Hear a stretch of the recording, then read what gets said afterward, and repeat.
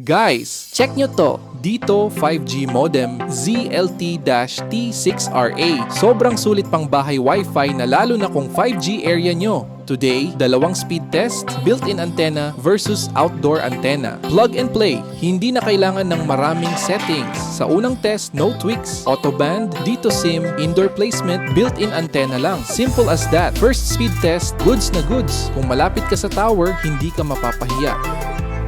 Pero ngayon, gawin natin mas exciting. Speed test with outdoor 5G antenna. Parehong SIM at location.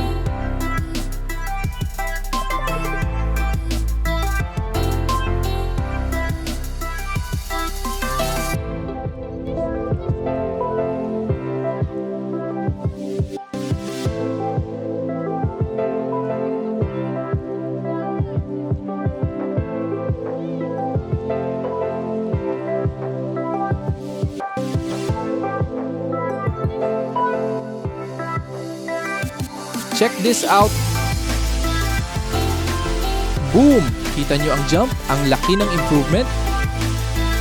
So kung built-in antenna lang, workable na for casual browsing at streaming.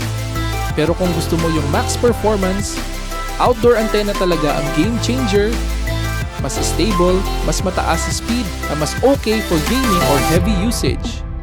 If need mo ng outdoor 5G antenna, Sa comment section lang ang link. Salamat!